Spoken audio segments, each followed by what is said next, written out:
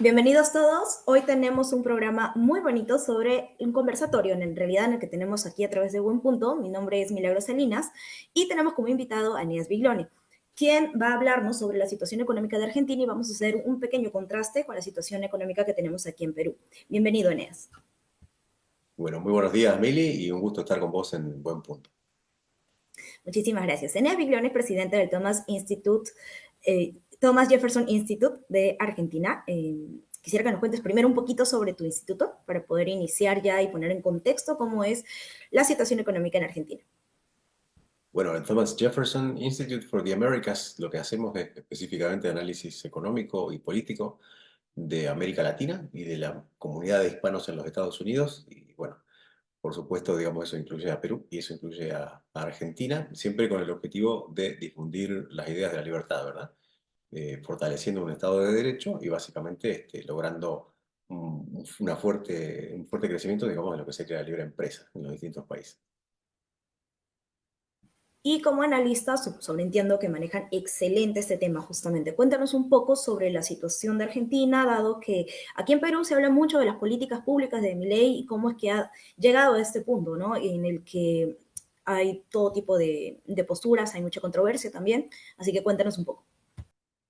Bueno, lo importante es entender, digamos, cuál es el estado de situación cuando Milei asume la presidencia. Específicamente veníamos de 20 años de kirchnerismo, donde, digamos, la herencia económica era bastante lamentable.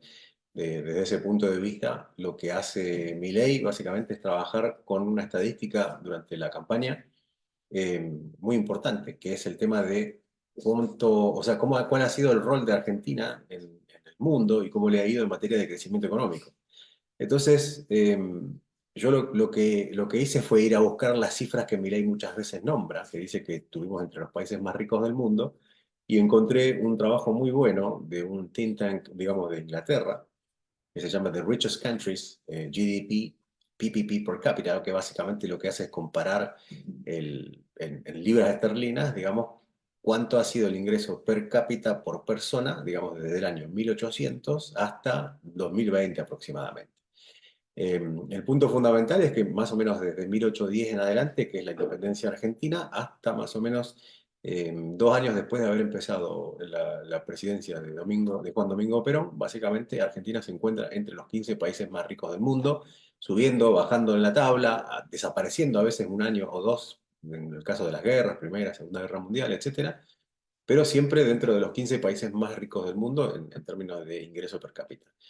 Y básicamente, después de ese periodo no aparece nunca más, desaparece y no aparece nunca más, y eso es básicamente lo que Milei explica en su campaña, en las distintas entrevistas, que si lo pudimos hacer en su momento, lo podríamos volver a lograr, básicamente. Entonces empieza a manejar un número que un poco lo había planteado el presidente Macri en su momento. Lo que dice es que Argentina, produciendo al máximo de su capacidad agrícola ganadera, básicamente tiene la capacidad de exportar alimentos suficientes, es decir, calorías suficientes para 450 millones de habitantes del mundo. Entonces la gran pregunta es, si Argentina tiene únicamente el 10% de ese número de habitantes, es decir, 45 millones de habitantes, ¿cómo puede ser, digamos, que tengamos la mitad del país sumida en la pobreza y el 10% del país sumido en la pobreza extrema, ¿verdad? Es decir, con gente que vive con menos de $2 al día, que esa es la nueva definición de pobreza extrema, ¿verdad? La pregunta es entonces, ¿dónde quedan esas otras 9 Argentinas? Supongamos que, que el país no estuviera, digamos, produciendo al máximo de su capacidad, pero la pregunta es dónde quedan las otras 8 o 7 o 6 Argentinas, digamos, que no parecen estar apareciendo, ¿no? Entonces la respuesta es muy sencilla. Para mi ley es precisamente lo que existe y es una realidad. Existe una casta política que impulsa, digamos, actos masivos de corrupción, tanto a nivel de gobierno nacional como gobiernos provinciales y gobiernos municipales, que trabajan con un nivel de corrupción suficiente como para quitarle la mesa a la gente, digamos, en el país. Esa es la realidad. O sea, básicamente te están robando muchísimo dinero o con un nivel, digamos, sin precedentes y las estimaciones informales básicamente dicen que en los 20 años que tuvo el kirchnerismo se robaron aproximadamente 3 PBI anuales de la Argentina. Con eso te resumo todo, digamos, ¿no? O sea, realmente una corrupción sin precedentes, un clientelismo político, digamos, que nunca se había visto. Entonces, Milei lo que dice, bueno, me encuentro con esta situación, me encuentro con una inflación gigantesca. Básicamente, el gobierno de Alberto Fernández cierra con el 1020% anual de inflación, que es la más alta de los últimos 5 gobiernos. Eh, Realmente el estado de cosas era impresentable. Una inflación que, por supuesto, crea un nivel de distorsión de precios relativos, digamos, gigante. O sea, vos ibas al supermercado, por ejemplo, y tenías un montón de anécdotas, ¿no? O sea, por ejemplo, vos tenías que comprar algo que no comprabas nunca y vos no tenías ni idea, o sea, ni siquiera una aproximación, un acercamiento, digamos, de cuánto debía costar esa cosa, ¿no? Entonces encontrabas, por ejemplo, siempre me acuerdo de una anécdota, estaba en el supermercado y delante mío había un señor mayor y iba con un tupper, ¿no? Uno de esos containers de plástico para llevar comida, y lo lleva todo preocupado porque según él no tenía mucho dinero en el bolsillo en ese momento. Entonces le pregunta a la chica que cobra en la caja, le dice, ¿esto cuánto saldrá más o menos? Y me acuerdo que le dicen algo así como 10.000 pesos, lo que era una barbaridad de plata. Y el señor se queda como sorprendido y empieza a sacar las moneditas a ver si llegaba, ¿no? Y la chica le dice, uy, perdón, disculpe, dice, me equivoqué, son 3.000 pesos. O sea, el señor estaba dispuesto a pagar 10.000 pesos cuando algo costaba 3.000, o sea, mucho más del triple. Y eso es algo que se repetía en ese momento, digamos, desde el año pasado para atrás, en todas partes, digamos, porque la gente no tenía ni idea de cuánto debían costar las cosas. Esa es la realidad. Entonces, esa distorsión de precios relativos hace que muchas veces, digamos, cuando tenés que comprar algo que no compras nunca, no tengas ni idea realmente de cuánto debería costar. Mucha gente lo soluciona mirando Mercado Libre, por ejemplo, o herramientas similares antes de salir de su casa, ¿no? Y el punto es por qué había esa inflación tan grande y esa distorsión tan grande de precios. Milei lo que dice es que, bueno, el principal problema es precisamente el déficit fiscal. Más o menos se estima el déficit, digamos, fiscal y cuasi fiscal al cerrar el gobierno de Fernández el año pasado en el 15% del PBI, lo que es muchísimo. Entonces la pregunta es, ¿cómo hacemos para eliminar ese déficit fiscal? ¿Cómo hacemos para eliminar ese déficit fiscal? Porque digamos, expliquemos al público qué es el déficit fiscal. Básicamente es, digamos, la diferencia entre lo que le ingresa al gobierno y lo que el gobierno gasta, ¿verdad? Entonces, si el gobierno estaba gastando más, digamos, de lo que realmente le ingresa, obviamente tenía un déficit fiscal, los números en rojo. ¿Y cómo se cubría esa diferencia en la época del kirchnerismo? Básicamente apelaban a la imprenta, digamos, para imprimir más pesos argentinos y de alguna manera con eso se pagaban las diferencias de déficit fiscal. Ese dinero que se inyectaba hacía que los vendedores de servicios y bienes, digamos, interpretaban que la gente estaba demandando más, le subían los precios y otra vez pasaba lo mismo. Daba otra vez déficit fiscal el mes siguiente, otra vez se imprimía dinero para pagar ese déficit fiscal, ese dinero salía al mercado, aguaba la base monetaria, los que vendían cosas interpretaban que las cosas estaban yendo bien y por eso la gente tenía más dinero y bueno, y eso se convierte en lo que se llama una espiral inflacionaria. Ahora, muchas veces, digamos, y acá la principal diferencia con Milei, la gran pregunta es cómo se combate la inflación. Y ustedes habrán escuchado que el kirchnerismo, sobre todo el último gobierno, Alberto Fernández con su ministro Massa, específicamente le habían declarado la guerra a la inflación, guerra que la perdieron de manera dramática, digamos, porque la inflación no solamente no bajó, sino que creció, digamos, cerraron con el 1020% de inflación interanual, el gobierno de Alberto Fernández. Específicamente el punto es, ¿qué es la inflación? ¿No? O sea, porque hay distintas escuelas de pensamiento económico. Unos te dicen que o sea, el status quo te va a decir que la inflación es el aumento sostenido del nivel de precios, es decir, toman, por ejemplo, los bienes de la canasta básica y hacen una estimación, digamos, promedio de cuánto aumentó y básicamente de eso sacan un promedio de los distintos elementos de la canasta básica y te dicen que el índice de precios del consumidor subió tanto. Y eso no es la inflación, porque precisamente pensando que esa es la inflación es que se ponen eh, precisamente controles de precios. Acá estoy mirando a mi WhatsApp. Listo, perfecto. Perfecto. Muy bien. Eh, entonces, el punto fundamental es que si vos pensás que la inflación es el aumento del nivel de precios, básicamente lo único que vas a hacer es poner controles de precios que no funcionan. Les recomiendo un libro que se llama 5.000 años de controles de precios, eh, que realmente lo explica, digamos, que en todas las culturas, Occidente, Oriente y demás, todos los controles de precios no funcionan. Entonces, la pregunta es, ¿qué es la inflación? La inflación es precisamente emitir dinero sin respaldo, que es lo que estaba haciendo el kirchnerismo. Entonces llega Milei y dice, bien, lo único que tenemos que hacer para dejar de tener este problema es dejar de emitir dinero sin respaldo. Milei asume también con minorías en ambas cámaras, en la cuestión legislativa específicamente, tiene un número de diputados bastante reducido y un número de senadores muy reducido, particularmente reducido. Entonces, para hacer reformas estructurales, digamos, va a ser todo un desafío, digamos, tener que crear alianzas con otros partidos, etcétera, para poder cambiar las cosas. La brecha, ustedes habrán escuchado que acá había una cosa que se llama dólar blue y dólar oficial. La brecha entre el dólar blue y el dólar oficial era del 150%. Cuanto más grande es la brecha, más inestable es la economía de un país, básicamente. El kirchnerismo dejó a la mitad de los argentinos, esa mitad de los argentinos sumidos en la pobreza, básicamente dependiendo de planes sociales. Entonces, es como si todos los argentinos tuviéramos que mantener a otra persona, básicamente. Esto hablando a grosso modo, ¿no? O sea, hay números mucho más específicos, pero yo odio dar números porque la gente siempre se los olvida. 5 minutos la gente ni se acuerda. Entonces, básicamente, es como si cada argentino tenía que mantener a otro argentino, ¿no? La mitad de la Argentina manteniendo a la otra mitad a través de planes sociales que encima se usaban políticamente de alguna manera para extorsionar a la gente, como diciendo, bueno, recibís plan social, bueno, vas a la marcha para apoyarnos en esto, vas a la marcha para, digamos, atacar a determinada propuesta de políticas públicas. Y con esto termino. El nivel de impuestos de la Argentina, digamos, cuando asume el presidente Milei, es decir, cuando se va, Massa pierde las elecciones, que era el ministro de Economía de Alberto Fernández, básicamente eran 147 impuestos, lo que los argentinos estábamos pagando, y obviamente el impuesto inflacionario, digamos, obviamente era el más fuerte, ¿verdad?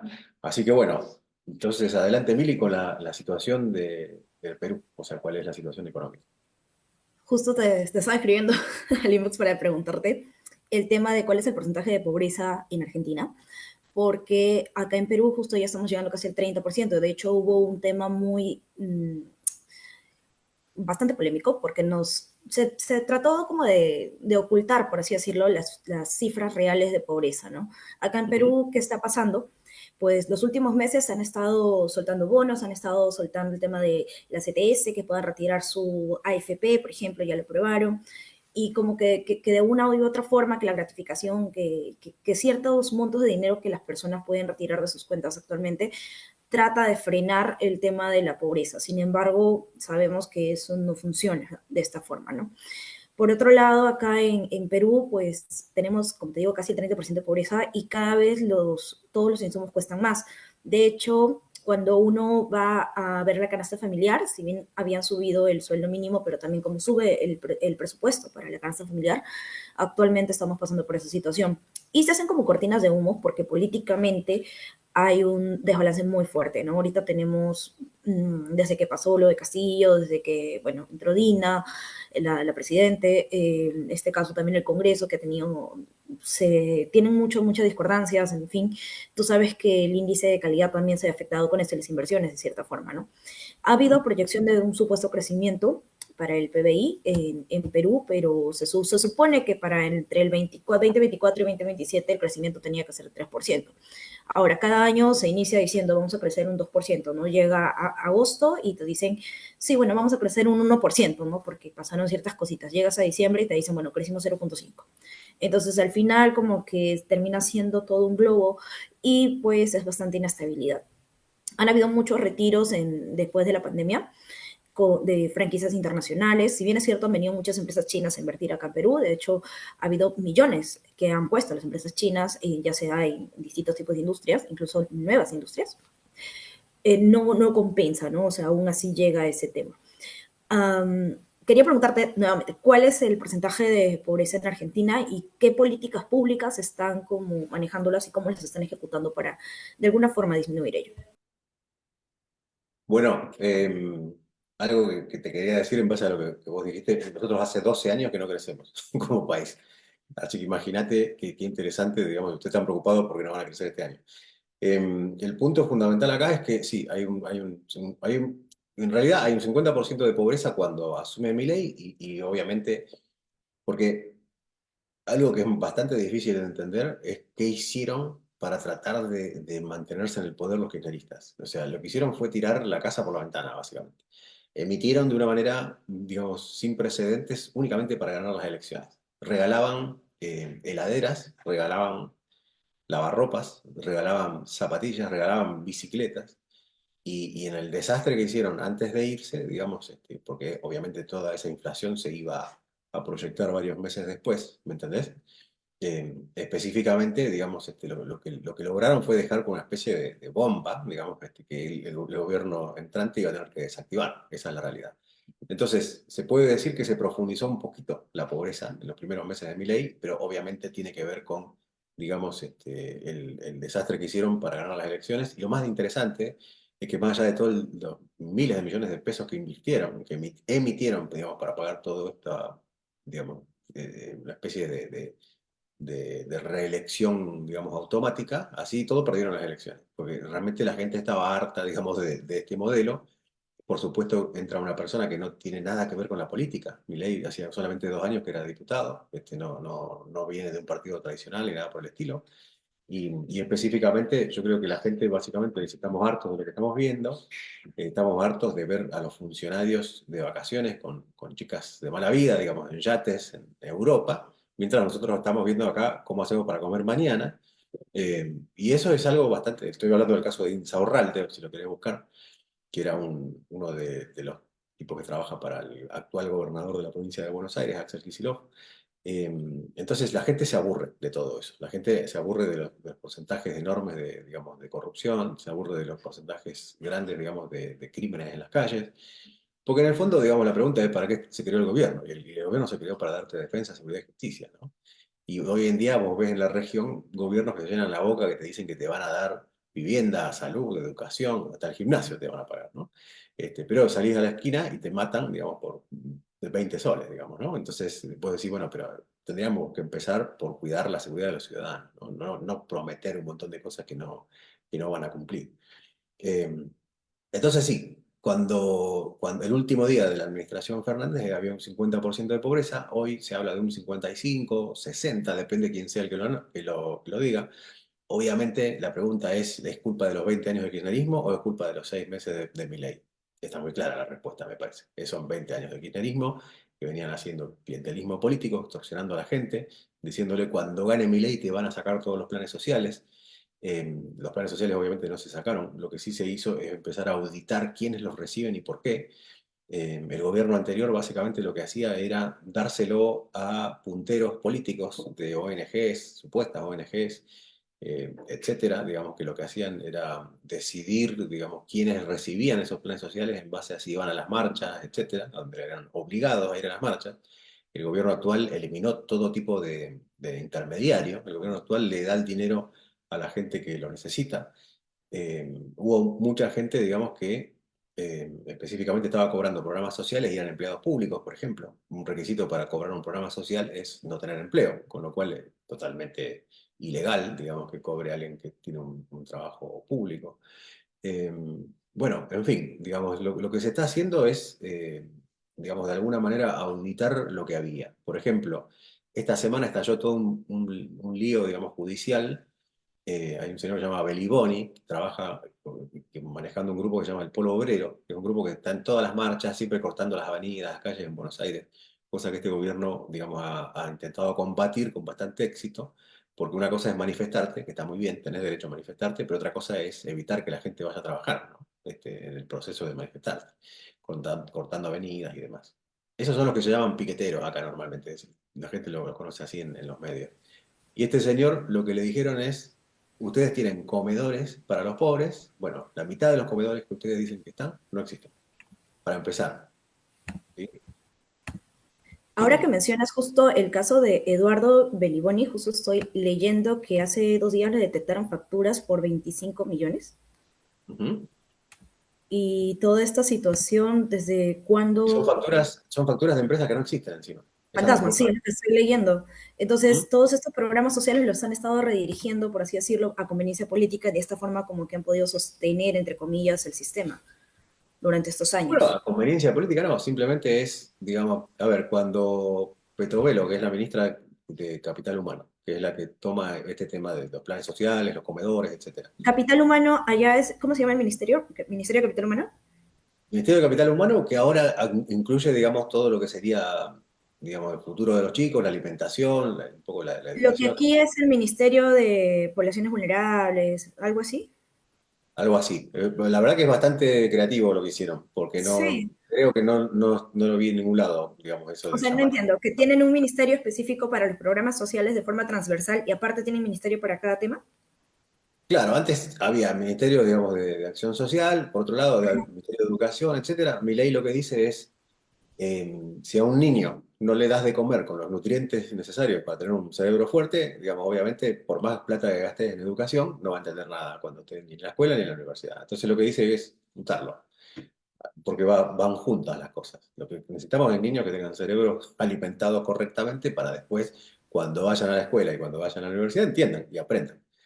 Entonces, por eso es que lo hace, pero es algo bastante creativo. No sé, yo no recuerdo haberlo visto en ningún otro lado, la forma en que se maneja nuevo. Sí, por eso me ha llamado la atención Acordate. lo que has mencionado, justamente, porque es que es verdad, por ejemplo, acá los índices de anemia son tan fuertes. Justo hace unos ¿Mm? días conversaba sobre el tema del IQ a nivel internacional. Sí, Es promedio 100. Sin embargo, en Perú estamos en promedio 85. Y la claro. respuesta es por el tema de la anemia, que Bueno, justamente pasa baja. que teníamos 18 ministerios, eso es lo impresionante. Cuando vos le preguntabas a la gente, ¿cuántos ministerios hay? Sabés que hay un montón, ¿no? Y, por ejemplo, los taxistas, que yo hablo mucho. ¿Viste? Yo les decía, vos sabés que hay un montón de ministerios y que cuestan carísimos y por eso le preguntaba, ¿te acordás más o menos cuántos ministerios tenemos? Y todos me decían 8, 9, 10, 11. O sea, el número más alto que me dieron fue 11. Le faltan 7, porque son 18 ministerios con el kirchnerismo. Y bueno, Milei lo que hizo fue reducirlos a la mitad. Dijo, no vamos a tener más de 9. Y así fue como, digamos, algunos se combinaron, otros básicamente se crearon y el resto desaparecieron, básicamente. O sea, tenemos la mitad de los ministerios. Y no solamente eso, sino que Milei le exigió a cada ministerio que recorte el 10% del gasto. ¿Me entendés? Esto hablando siempre de gobierno nacional, obviamente, ¿no? Eh, entonces, bueno, el punto fundamental es, digamos, entender el rol de la inflación. Es muy interesante porque en uno de los discursos Milei dice, si seguimos en esta senda, vamos a llegar rápidamente, en pocos meses, al 15.000% anual de inflación. Y todo el mundo salió a decir, quizás, ok, ahí vi lo que me escribí. Está mal, hay que tener menos ministerios. Sí, acá tenemos 19. Claro, sí, sí, por Sí, eso. Por por eso te supuesto preguntaba que... lo de los programas sociales, porque disculpa que haya la acotación, sino que sí es muy importante. Hace un año más o menos revisé el informe de la Contraloría sobre cuánto era el verdadero rebote, por así decirlo, o sea, la verdadera utilidad de todos los programas públicos y si funcionaron o no. Y resulta que pues no, ¿no? Por ejemplo, invertían más en un programa que disminuía el tema de, no sé, la violencia, por así decirlo, y pues aumentaba. Entonces se daba un efecto contrario en algunas ocasiones, en otras sí funcionaba. Y aquí ¿qué pasa? ¿No? Que incluso se repiten los programas sociales, porque tienes un programa de alimentación dentro de la educación, pero tienes otro de alimentación dentro de poblaciones vulnerables y al final los dos van para lo mismo, que te piden una acreditación, luego otra, entonces hay un tema también, por ejemplo, el tema de las becas, ¿no? ¿Cómo ¿Mm? tú pretendes que llegues a la población realmente que necesita la beca si no tienen ni siquiera la educación básica? Y la educación básica que reciben no es la más adecuada o de plano ni siquiera la llevan, porque hay muchas zonas en nuestro país, en Perú, que pues no hay acceso. Y ni hablar de la calidad. O sea, muchas Ah, no, veces es otro hay un punto, montón ¿no? Que tienes de, que pagar montón de academia para gente. poder entrar. Ujú. Sí, es como que los políticos y los burócratas, digamos, y la casta política específicamente, están todo el tiempo diciendo, hay que ponerle más plata a la educación, hay que ponerle más plata a la alimentación, hay que ponerle más... Sí, ajá, y la calidad de lo que se da, ¿qué tal es? ¿No? Eso es como que a nadie le importa. Y no les Tú sabes importa que acá en porque Perú, realmente no quieren solucionar el problema. Lo único que les interesa es manejar una billetera o una caja más grande, tú sabes que acá en políticamente. Perú hubo un incidente muy fuerte con el tema Caliwarma que terminaron envenenando a los niños, Ujú. que fue grave, o sea, un problema social que terminó envenenando niños. Eso fue un caso terrible, ¿no? También encontramos, y hace poco también hubo que encontraron insumos que ya estaban vencidos, situaciones así, o sea, no Lo que es. pasa es que lo que es contraintuitivo es que tenemos un montón de gobiernos en América Latina que te dicen, tenemos programas sociales para 1 millón de habitantes, segundo año, tenemos programas sociales para 2 millones de habitantes, tercer año, tenemos programas sociales para 4 millones de habitantes, y lo van diciendo como si eso fuera bueno. Y si el objetivo de esos programas sociales es mitigar la pobreza, están fracasando, porque debería haber menos programas sociales si están logrando mitigar la pobreza. Entonces, el hecho de que se multipliquen, precisamente lo único que hace es que haya más gente que dependa, digamos, del gobierno, O sea, gente que después los van a obligar a votar a tal o cual partido, amenazándolos de que si gana un partido con ideas distintas, van a perder su programa social. Y a veces la situación llega a ser tan extrema que pese a que tengas a mitad del país que son o empleados públicos o tipos que reciben beneficios de un programa social, así todo, el 56% lo votó a Milei, digamos, para conseguir un cambio, porque ni siquiera recibiendo esas ayudas o esas becas, digamos, digamos, no trabajar, básicamente estaban satisfechos. O sea, entendían que el gobierno era mucho más, el gobierno anterior era mucho más pernicioso que lo contrario, ¿no? Y obviamente eso, digamos, después, cuando vos ves esa política de miedo, es decir, si gana Milei, va a cerrar la universidad pública, si gana Milei, van a sacar los programas sociales, todo que es mentira, obviamente, pero obviamente que Milei lo que sí está haciendo es auditar qué tan bien se utilizan esos fondos. Y están encontrando cosas que son inauditas, como el caso de Beliboni, ¿no? Un tipo que se llena la boca hablando del pobrismo, de que él es una buena persona, que toda la vida se ha dedicado, según él, digamos, a solucionarle el problema a los pobres y a alimentar a los más necesitados y estamos viendo, digamos, los negocios millonarios que había detrás y la manera, digamos, impune en la que operaban, digamos, con el gobierno anterior. Bueno, con este gobierno eso cambió porque Milei está haciendo un trabajo muy bueno de auditar. Lo próximo que va a auditar es precisamente cómo se utiliza el dinero de la universidad y de las escuelas públicas. Y eso va a ser un escándalo, ¿no? Porque, digamos, las estimaciones que hay dicen que te podrías pagar, digamos, en el gasto solamente de la universidad pública, podrías pagarte todo para estudiar en Harvard, digamos, con la visa paga, con el viaje hasta los Estados Unidos, la manutención y la comida, ¿me entendés? Eso es lo que nos cuesta, digamos, básicamente un alumno de la universidad pública. Eh, Lamentablemente, ojo, yo no estoy diciendo que, digamos, eh, haya que hacer cambios demasiado profundos, pero yo creo que se puede racionalizar, que creo que se le fue la mano. Uno de los casos más importantes era el tema de los comedores escolares, que te contaba antes, para la gente más pobre. Lo que explicaba la ministra Petovelo básicamente es que cada vez que ellos iban y decían, bueno, ¿cuántas personas comen acá por día? Entonces ellos te daban los números, te decían, bueno, acá comen 300 personas por día. Cuando iba el auditor, no comían ni 50 personas por día, ¿sí? Era mentira. Entonces, porque ellos pedían el número de DNI de los beneficiarios de ese comedor y no se los querían dar.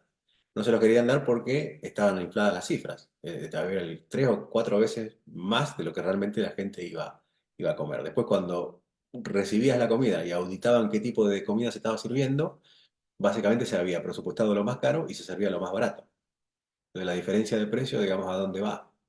¿No? O quién se lleva las cosas de los 10 tipos imaginarios por cada, o sea, de cada 11 que supuestamente comían ahí, 10 eran imaginarios. Entonces, la comida de esos 10 ¿para dónde iba? Bueno, todo eso. Después empezaron a ir incluso medios de comunicación privados, tenían el listado de los comedores, entonces iban a ver si estaban los comedores y tocaban timbre en la casa de alguien y salía una señora como diciendo, acá está el comedor, no sé, niños felices. No, dice, esta es mi casa. O sea, digamos, estaban usando la mitad de los comedores no existían. Estaban en direcciones que sí existían, pero donde no había nada. Para que te des una idea, digamos, del tipo de corrupción rampante que había, digamos, con el gobierno anterior. Mira, respecto a Perú, por ejemplo, ¿cuánto cuesta un universitario? Mira, yo estoy estudiando en San Marcos, justo derecho. Y pues el costo por alumno, por ejemplo, en San Marcos es de 17.360 soles anualmente. ¿Mm? Para la Universidad de Moquegua, que es como que la un poquito más alta, es 26.976 soles por año. Estamos hablando de universidades públicas. Eh, de hecho, la Universidad Nacional de Ingeniería de la UNI tiene un costo un poco más alto también, de ¿Mm? 23.925 soles, que significa lo que normalmente gasta el Estado en la educación de las personas que llevamos educación pública, ¿no? Ahora, en educación privada, que yo también he llevado en universidad privada, las pensiones pueden estar desde, bueno, ahorita han subido, porque cuando yo estudiaba estaban desde 600, 700. Ahora mínimo es 1.200, 1.000, dependiendo de la universidad, Ah, hasta 4.000, 5.000 soles, ¿no? Depende mensualmente, ojo, porque lo tienes que pagar mensualmente, ya que lo dividen, pues, ¿no? Entonces, si hacemos el equivalente, sí, pues en realidad la educación es bastante cara tanto en Argentina como en Perú. Respecto a los comedores, también hay algo que quiero rescatar que es cierto. Las medidas los programas sociales, estas medidas son como ascensores, ¿no? Se supone que lo que buscan es cerrar una brecha, que acabe el lapso y continuar con otro tipo de necesidades. Pero si más bien se abre más la brecha, significa que estás condicionando a que no funcione el sistema social. Se supone que tú haces una subvención para que de cierta forma puedas nivelar el piso y ya una vez que esté nivelado puedan partir todos de lo mismo, ¿no? Que ese es el objetivo de todos los programas sociales. El problema es que si me dices que ahora tengo más personas en el programa social en vez de menos, significa que uno, no está funcionando, o dos, hay un sistema de corrupción tan alto que básicamente lo están negociando. Ujú. Solo hay esas dos opciones, ¿no? Porque ni modo que tenga lógica que sea al revés. El otro paralelo en cuanto a Perú es que también, pues, ¿no? Ocurre, como te mencionaba por el chat, tenemos una gran cantidad de ministerios y de hecho el presupuesto se busca aumentar, es más, se están buscando incluso hacer más ministerios a través de otras propuestas, cuando al final el presupuesto público se sigue subdividiendo, ¿no? En vez de enfocarse a un solo, es como en una empresa, y yo tengo varios departamentos para comercial, ¿no? Tengo marketing y ventas, y quiero abrir uno de postventas, y luego uno de análisis de postventas, y le voy a dar presupuesto a cada uno, y contratar más personal, evidentemente voy a tener el dinero, mi capital se va a disminuir, y una menor rentabilidad, es algo tácito. Entonces, lo mismo pasa con la administración pública, ¿no? Y en cuanto a las empresas públicas acá en Perú, bueno, más allá de los escándalos de corrupción que lamentablemente existen y que es algo que también pasa en tu país, bueno, en casi todos los países, creo yo, en Latinoamérica, también está el tema de que se está tratando de armar algunas políticas públicas para que esta administración pública, que si bien es cierto, no tiene como objetivo generar utilidades, lo cual no llego a entenderlo bien hasta el momento, la verdad, porque se supone que tú buscas rentabilidad, pero acá el objetivo no es conseguir rentabilidad, sino poder cubrir necesidades que la empresa privada no puede. Sin embargo, eso actualmente es un poco incoherente porque tenemos accesibilidad a casi todos los tipos de empresas. Entonces, si supuestamente se crearon para que yo, como no tengo el acceso por una empresa privada, y ahora sí ya la tengo, entonces ¿para qué tengo la pública? ¿No? Eso es un poco absurdo, sobre todo porque por ejemplo, ¿no? Tenemos a FONAFE, tiene 35 empresas públicas y una entidad que es salud. Salud está ahorita con unos escándalos terribles, la atención al asegurado, bueno, si bien es cierto, ha mejorado un poco, pero en realidad te cortan la pierna equivocada, tienes una mala atención, te citan para un embarazo, no sé, pues estás embarazada y te citan de con un Ah, año, ¿no? Una cosa así. Y no sé cómo será, y ahora sí me gustaría que nos expliques un poco cómo es el sistema de salud allá en Argentina. bueno, es distinto en el sentido que la amplia mayoría de los servicios son gratuitos. El problema es que con qué te encontrás cuando vas a un hospital público, digamos, esa es la verdad, porque nada te cobran. Es interesantísimo. Es distinto a Perú. En Perú yo sé que en el hospital público sí te cobran cosas. Acá no te cobran nada y ahí hay también toda una discusión de que obviamente eso aplica a cualquier habitante del suelo argentino, es decir, no hace falta ser ciudadano argentino para recibir los beneficios, ¿verdad? Y eso es un tema que se está debatiendo, que se está conversando, es si los extranjeros también reciben, porque a diferencia de Perú, digamos, en Argentina tenemos un montón de gente de otros países viviendo, ¿no? Que acceden a las universidades públicas gratuitas, a la salud también y todo lo demás. Entonces se está debatiendo, digamos, si se pueden hacer acuerdos con otros gobiernos para que los argentinos que estuvieran de vacaciones o que trabajaran en otros países pudieran obtener un tratamiento similar o no, o si simplemente, digamos, los extranjeros viviendo acá, que son muchísimos, sobre todo la comunidad de peruanos es muy grande, específicamente deban tener o no esos beneficios. Ahora, el problema, ya te digo, vos llegás a una sala de un hospital público y obviamente hay 50, 100 personas esperando, tenés que armarte de paciencia, no existe tal cosa como una emergencia ahí, y bueno, y después tenés que, digamos, atenerte al tipo de atención que te quieran dar en ese momento, ¿no? En algunas cosas es verdad que por lo menos en la ciudad de Rosario, que es a donde yo vivo, digamos, hay cosas que son prestigiosas. Por ejemplo, acá tenemos un hospital de niños que la verdad que funciona muy bien, digamos, de hecho conozco médicos que trabajan ahí y son muy, muy prestigiosos. O sea, realmente la gente aprecia muchísimo el trabajo profesional que hacen ahí. Después, bueno, hay otras alternativas, digamos, ya más para problemas de adultos que no son tan felices, digamos, pero obviamente tenemos una cobertura. Eso no hay ninguna duda. Ahora, el punto es, otra vez, digamos, cuánto nos cuesta, qué tan bien, digamos, administrado está y básicamente, digamos, cuánta corrupción, digamos, se puede encarar. Porque acá el punto, digamos, no es mala onda con el sector público. El punto es simplemente que Milei llega y dice, a ver, eh, así como están las cosas, no pueden continuar porque no dan los números. Es un problema matemático, ¿sí? El punto es, digamos, cuánto nos cuesta la salud, cuánto nos cuesta la educación, cuánto nos cuesta las jubilaciones, o sea, los distintos servicios que de alguna manera da el gobierno podemos darnos el lujo, digamos, teniendo un déficit tan grande, de seguir teniendo empresas públicas, ya que vos hablaste de ese tema, que son hiper deficitarias, digamos, que dan millones, miles de millones de pesos de pérdida por día. Y entonces Milei se llega a la conclusión, muy sencillo, no se puede, porque no hay forma de financiarlo. No hay forma de dejar de emitir si seguimos teniendo déficit fiscal.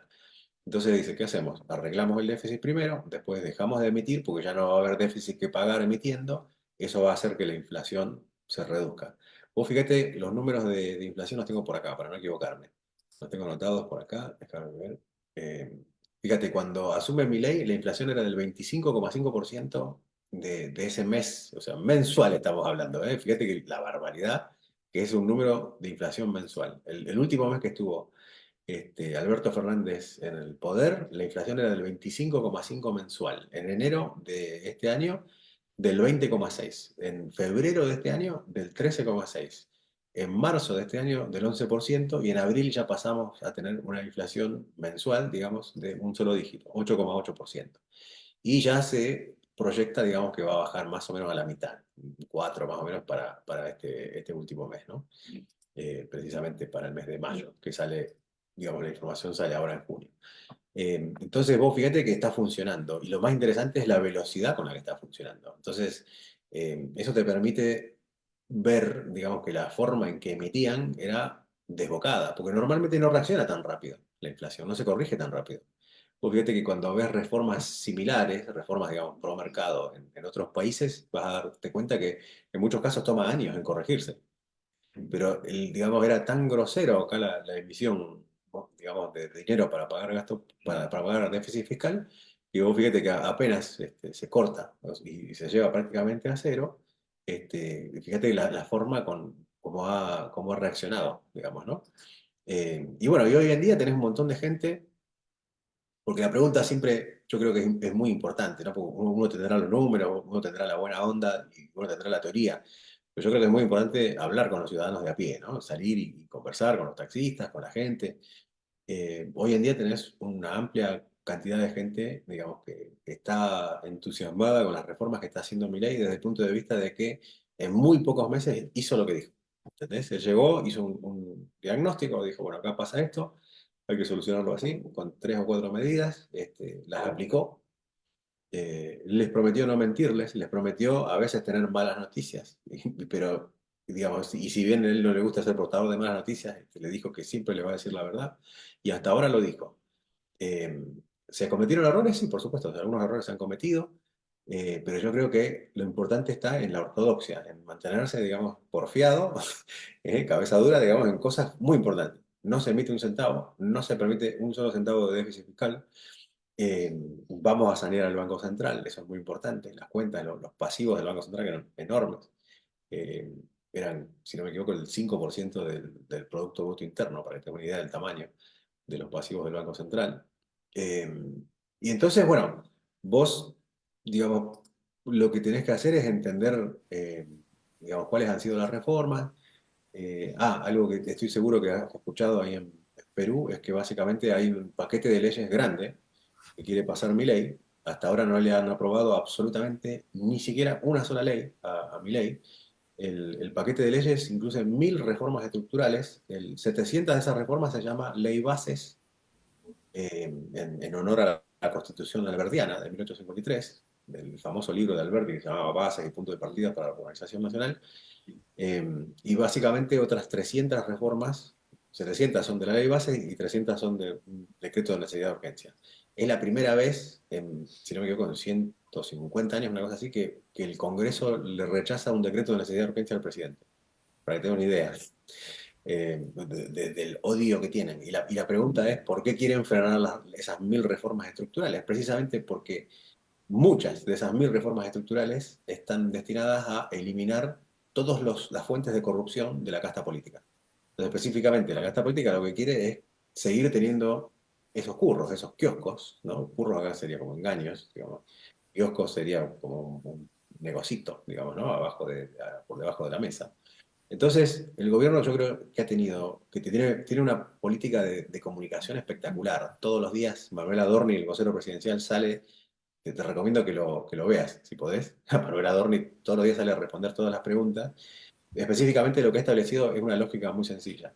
Estamos los argentinos de bien, que queremos trabajar, que queremos estudiar, y están los orcos con K, de kirchnerista, y lo único que quieren es, digamos, que la casta política se siga enriqueciendo a costa de los argentinos.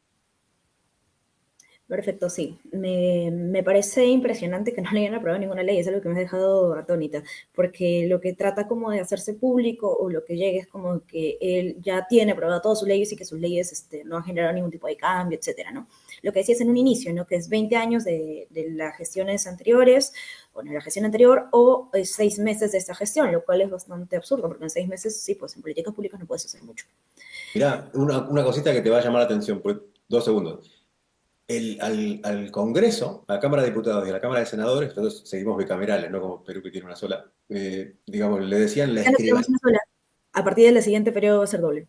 Ya se aprobó. Ah, qué interesante. Mirá qué bueno. Sí, sí, sí, sí. Más o menos bueno, porque las reglas con las que lo han aprobado, ahí hay un cierto, yo creo que al final, o sea, es mi opinión personal, no estoy de acuerdo por la forma en cómo lo han hecho, porque van a ser las mismas personas. Y el problema no es que sea la cantidad o el perfeccionamiento, ¿no? Acabamos de tener otro escándalo, por así decirlo, porque un cierto congresista hace una ley con inteligencia artificial y en realidad el mismo congresista dice que ni la revisó prácticamente, que el asesor lo hizo. ¿Y cómo lo identifican? Porque en la parte final decía, ¿no? La inteligencia artificial no tiene acceso, como inteligencia artificial no tenemos acceso a los plenos del Congreso, Ah, una cosa así, ¿no? O qué sea, tan fuerte. burdo, o sea, puedes llegar a ser tan burdo, tan ocioso de ni siquiera leer lo que firmas, Quiero lo leer que una vez. Sí, sí, mandas, o sí. sea, ya es algo Wow. insólito.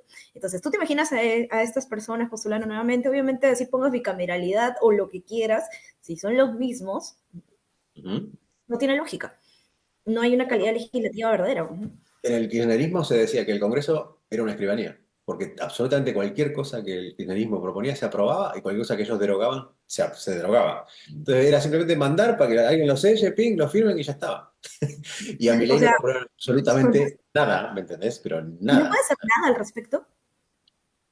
Bueno, esa es una buena pregunta, porque, a ver, mi ley no es que cometió un error, sino que, digamos, apostó todo a llegar a la presidencia. Entonces, vos me decís, ¿cuántos gobernadores logró la libertad de avance? Ninguno. ¿Cuántos diputados más tuvieron? ¿O cuántos senadores más? Obviamente tuvieron algunos más, qué sé yo, pero siempre en minorías, ¿me entendés? Sobre todo en el Senado. En el No Senado hay son fuerza cinco. dentro del No Senado, me ¿no? equivoco, Así en el es. Senado son cinco, con eso te digo todo. No me acuerdo cuánto es el total de senadores, pero son muchos más. El punto es que, digamos, él llega asegurándose la presidencia porque no quería respaldar a gente en las provincias que a lo mejor perdieran y le impactaran en la elección nacional. ¿Me entendés? Entonces llega, digamos, muy, muy light. Obviamente el expresidente Macri le da todo su apoyo, con lo cual en principio los gobernadores de Juntos por el Cambio, que son muchos, y los legisladores de Juntos por el Cambio, menos los radicales, de los de la Unión Cívica Radical, en general le dan el apoyo a Milei. Hubo algunas negociaciones y qué sé yo, pero la realidad es que hoy está la libertad avanza en sociedad, digamos, con legisladores y gobernadores de Juntos por el Cambio. Esa es la verdad. O sea, todo el mundo, por lo menos, se mantiene en su visión anti-kirchnerista y muchos en favor, digamos, de las propuestas que hace hoy en día Milei. Entonces, bueno, ya te digo, es toda una cuestión de alianzas y negociación. Por ejemplo, se absorbió a algunos funcionarios peronistas. Era prácticamente imposible no tener algún peronista en el gobierno. Eso puede ser una crítica, bueno, sí, yo lo entiendo. Digo, pero por ejemplo, Guillermo Francos, que es el ex jefe de gabinete, perdón, el ex ministro del Interior, que esta semana fue nombrado jefe de gabinete. Bueno, él está haciendo un trabajo espectacular tratando de identificar a qué otros miembros de otros partidos, digamos, se puede atraer para que se aprueben estas leyes en el Congreso. Ahora, la pregunta es, ¿qué pasa si no se las aprueban? Porque hasta ahora ya te digo, te repito, no le aprobaron absolutamente ninguna. Bueno, lo que mi ley planteó es básicamente apelar a la herramienta, digamos, del referéndum, que sería, o sea, puentear al Congreso. Es una herramienta que no está descripta ni tampoco está prohibida, digamos, en la Constitución Nacional de la Argentina. Pero sería la primera vez que se aplica una cosa así, por lo menos desde que tengo yo uso de memoria, ¿no?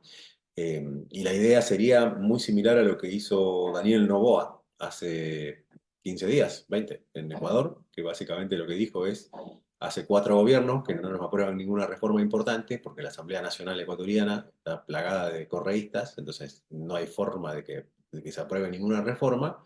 Entonces lo que hizo fue un referéndum planteando 11 reformas, de las cuales el pueblo ecuatoriano le aprobó 9. ¿Entendés? Entonces, por primera vez, después de 4 gobiernos, logran hacer algún tipo de reforma importante en materia de reforma laboral, etcétera, ¿no? Con lo cual, bueno, la idea de Milei es interesante, es una herramienta que el socialismo del siglo XXI se la ha permitido a Maduro, a Chávez en su momento, a gente, digamos, de países de izquierda, y bueno, está basada en que, por supuesto, el pueblo, digamos, tiene más poder que sus representantes, ¿no? Esa es la forma en que se podría llegar a lograr esa reforma. Aquí en Perú hubo un referéndum bueno, hasta el 2020 que rechazamos la mayoría de la bicameralidad, sin embargo, se aprobó en el Pleno hace poco justamente la bicameralidad ¿Mm? como propuesta, lo cual en realidad sí es interesante, porque sí, como carrera legislativa, hablamos de modelo de bicameralidad, sí sería propiamente dicho necesario, salvo que nosotros tenemos gobernadores regionales, tenemos gobernadores locales, tenemos distritales, tenemos aparte, tenemos los alcaldes, o sea, bueno, el gobernador, lo que es el gobernador distrital en realidad es el alcalde, ¿no? El alcalde, tenemos el consejo de todos los regidores, tenemos los concejales de los gobiernos regionales, aparte tenemos creo que 19, 18 ministerios, contando la PCM, ¿no? 19, tenemos el tema de los congresistas, que a su vez cada uno tiene cerca de 7 asesores, que cada asesor tiene funciones supuestamente. Entonces, un poco como que teniendo todo más de 130 congresistas con cada uno de sus asesores, pierde un poco de sentido, ¿no? Sobre todo por el tema demográfico, porque, por ejemplo, no es lo mismo en la masa poblacional que tenemos, no sé, en Pucallpa que la que tenemos acá en Lima. Entonces siempre te ponen, por ejemplo, en Lima te ponen una cantidad de representantes mayor por la masa demográfica, mientras que en la otra zona no. Pero como aquí no hay un requisito, no, me imagino que en Argentina tampoco, no sé cómo será ya, pero acá no tenemos requisitos para ser congresista más que nacionalidad peruana y más de 35 años. O sea, para ser guardaespaldas tienes mucho más requisitos, para, no sé, Sí. hasta vender en una tienda tienes más requisitos. Mínimo te piden educación primaria o secundaria completa, y sin embargo para gobernar, para emitir leyes, claro, bajo el concepto de representación, pero la representación dentro de funciones públicas, de distribución de presupuesto, de distribución de funciones, de leyes que van a operar un poco como que es incoherente, ¿no? Entonces, no sé cómo es en Argentina y Sí. ya con esto cerramos también la No, no, entrevista. es muy similar, es muy similar. Hay También. requisito de nacionalidad y de edad. Para el Senado es un poco mayor la edad. Sí, 45 años están pidiendo acá o que haya sido congresista, o sea, ya te pusieron el que sí puede ser elegido. Claro. Eh, Me gustaría cerrar con una cuestión que es el tema de las expectativas. ¿Qué te parece? ¿Te parece Me bien? encanta. Dale. Porque, digamos, viste que lo más importante siempre no es cómo están las cosas hoy, sino cuáles son las expectativas. Las expectativas son racionales, como se demostró en la ortodoxia económica. Específicamente cuando asume Milei, Argentina tenía un nivel de 2.500, digamos, de riesgo país, que es el riesgo de invertir en Argentina o de tener algo que ver con Argentina. Hoy en día, digamos, llegó en su momento, hará un mes y algo, a 1.200, y hoy en día se encuentra en 1.300 más o menos, 1.370. Para que tenga una idea, o sea, es casi la mitad del riesgo país. Eso fue precisamente porque logró el recorte del gasto público volando, el 15% de ese del PBI lo logró en 3 meses, básicamente. O sea, una cosa que no se había logrado nunca en ninguna parte, por lo menos no sin que se levantara toda la población y saliera a romper todo, ¿no? Acá se logra, digamos, con la gente resiliente y esperando, digamos, que todo se termine de acomodar. Otra forma de medir cómo está la cosa es ver cómo reacciona el dólar libre. En los 20 años de gobierno kirchnerista, el dólar libre subía, subía, subía, subía, subía, subía, que es como si fuera la cotización del dólar frente al peso. Y algo que es un error, digamos, es pensar que el dólar sube. En realidad es que el peso baja y baja y baja y baja y baja frente a la moneda de los Estados Unidos. Con lo cual, bueno, eso dejó de subir de la manera desbocada que estaba subiendo. Hoy en día más o menos están en 1.000, 1.030, depende del día, pero sube y baja en torno a los 1.000 pesos por dólar, ¿no? Y finalmente, bueno, cómo nos ven en el exterior y cuando vos mirás los bonos de Argentina, la verdad que han venido subiendo y subiendo y subiendo y subiendo de manera digamos, sin pausa, y eso quiere decir que las expectativas de Argentina hacia el futuro son positivas. Lo ves al presidente todos los días viajando por el mundo con Elon Musk, lo ves con el señor que es el dueño de Apple, lo ves con el señor que es el dueño de Microsoft, lo ves con el señor que es el creador de ChatGPT, de sus versiones últimas, porque lo que se está haciendo es buscar específicamente inversiones para traerlas a la Argentina, ¿no? De alguna manera, en el caso que te nombré, es el caso de convertir a Argentina de alguna manera en un polo tecnológico, ¿verdad? Pero bueno, nos acompañan esas expectativas positivas del mercado, y la gente realmente le está dando apoyo al presidente, ¿no? Tenemos casi del 60% de los argentinos contentos con la imagen positiva de Milei, con muy buena imagen positiva de los distintos ministros que conforman el gabinete, etcétera. Con lo cual, bueno, hasta ahora va todo viento en popa, ¿no? Y esperamos que de alguna manera no solamente lograr hacer las reformas que hagan falta, precisamente aprobar esas 1.000 reformas estructurales, que después vendrán otras 1.000 más, según dijo el presidente. Esas son las primeras para empezar a cambiar las cosas. Sino que además, de alguna manera, Argentina se convierta en una inspiración, digamos, para el resto de los países de América Latina y eventualmente de Occidente todo, ¿no? Porque hay muchos países miembros de la Unión Europea que están teniendo los mismos problemas. La única razón por la cual, por ejemplo, en el caso de España, no se termina de complicar es porque no tienen la capacidad de emitir, porque eso se maneja a nivel central con el tema del euro. Pero si tuvieran la capacidad de emitir, estarían más o menos a un nivel similar al que teníamos cuando dejó la presidencia Alberto Fernández. Así que bueno, ese es mi análisis para tu audiencia, Mili. Y bueno, no sé si Ahora quieres dar. contrastamos con Perú antes de cortarla, Claro que sí, porque claro que sí. justamente la Adelante. idea es ver la comparación, ¿no? Para nosotros en el 2025 va a haber problemas en caso que no crezcamos con buen fundamento, ¿no? Nosotros tenemos, vamos a hablarlo todo en puntos porcentuales. El PBI para el 2024-2025, o sea, este año, 2024, 3.6 de aumento. El consumo privado disminuye en 2, el consumo público disminuyó en 0.3, en eso estamos. La inversión privada disminuye en 0.2, la inversión pública en 0.1, disminuye también las exportaciones, disminuyen en 0.3, las importaciones suben en 0.3, lo contrario a la exportación, los inventarios suben en 0.4 y se aproximaría un PBI de 1.5 para el 2025, ¿no? En el caso del sector agropecuario se estaba estimando también un crecimiento en cuanto a la variabilidad, pero también hay un tema, pues, ¿no? Que en el 2023 bajó, este año bajó en 3.8, mientras que en el 2024 se estima subir 3.7, para que en el 2025 se estime subir un 3.3, ¿no? Por el tema también climático, que ha habido un cambio, ¿no? Además de las políticas y también las variaciones económicas en general. En el caso de la pesca, se estima este año crecer en 25.6, pese a que hemos tenido el tema del derrame, y claro, no es la pesca industrial en sí, sino es un sector cuando hubo el incidente del derrame en nuestra costa, ¿no? Por el tema del, bueno, en fin, del petróleo. Para 2025 sería solo de 8.8 crecimiento. En manufactura, sin embargo, tenemos una diferencia del año 2023, que bueno, sí, pues fue uno de los años más chocantes, obviamente fue también efecto de pandemia, más allá de las políticas públicas. Se perdió, se bajó el valor de la manufactura en una variación de menos 6.8, mientras que en el 2024 hemos subido un 4.7, se proyecta, ¿no? Y para 2025 se estimaría un 0.8. Y bueno, ¿no? Entre otros sectores que también tenemos la importancia como construcción, el año pasado disminuyó en menos 7.9, este año se aproxima a subir a un 4.4 y el próximo en 3.1, lo cual vemos que hay como casi en todas las variaciones del 2023 bajaron, el 2024 sube, pero no llega a compensar la bajada que hubo con el 2023, que es la parte que no te explican, ¿no? Cuando te dan este tipo de, de porcentajes, te dicen, no, sí, hemos subido un 3.5, claro, pero ¿cuánto bajé el año anterior? Y veo que he subido, o sea, si yo veo la curva, sigo estando en el menos de los años anteriores. Y esa es la parte que también un poco hay que analizarla y buscar un tema de también soluciones, ¿no? Bueno, dicho esto, ya hemos visto la comparación entre la situación económica de Argentina, las expectativas que se tienen de Argentina, la situación económica en Perú, a leves pincelazos, porque de hecho en una hora no nos alcanzaría el tiempo para analizar industria por industria ni ver cada uno de los ítems. Me encantó que sea tan claro justamente en cómo explicar la situación tanto política como económica y social en Argentina, porque se estipulan muchas cosas, se presumen muchas cosas, y es necesario conversarlo para saber más puntos de vista más allá de los temas que se puedan postear, ¿no? En Twitter, que es como uno se entera, ¿no? Que ahora es ex. Entonces, en Perú también, pues, ¿no? Tenemos varias situaciones por solucionar y aquí todos seguimos trabajando y pues para adelante, pues, ¿no? tenemos que continuar trabajando muchísimo y también ver las opciones de que podamos estrechar lazos con otros países, ya sea en educación.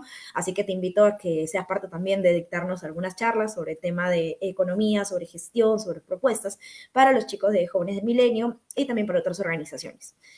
Muchísimas gracias, Eneas. ¿Algunas Claro que palabras sí. ya para el cierre? No, bueno, primero felicitar el trabajo que han hecho en Perú. Yo sé que no están en el mejor momento, como bien vos lo has descrito, pero la verdad es que Perú empezó un cúmulo de reformas importantes que mantuvo durante 30 años, lo que no es poco, que es exactamente lo que nosotros no hicimos.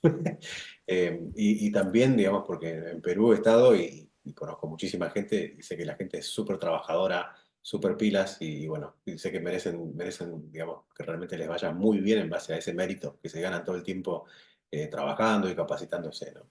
Y, y bueno, eso, simplemente de acuerdo con vos, es muy bueno estrechar lazos entre nuestros países y bueno, y que veamos, tratemos de identificar de alguna manera, digamos, oportunidades de inversión en ambos países de manera mutua. Estoy seguro, digamos, que el presidente Milei a través de Cancillería está haciendo un trabajo de acercamiento con el Perú muy bueno, con lo cual estoy seguro que vamos a ver algunos resultados en relación a eso en breve y claro que sí, quedo a la orden para trabajar algo de tema de reforma educativa, claro que sí, para que hagamos algún evento un poquitito más adelante, claro que sí, un gusto. Muchísimas gracias, Eneas. Ha sido un real gusto conversar contigo. Muchísimas gracias a todos. Este programa es transmitido por Región TV y se llama Buen Punto. Nos vemos en la siguiente entrevista.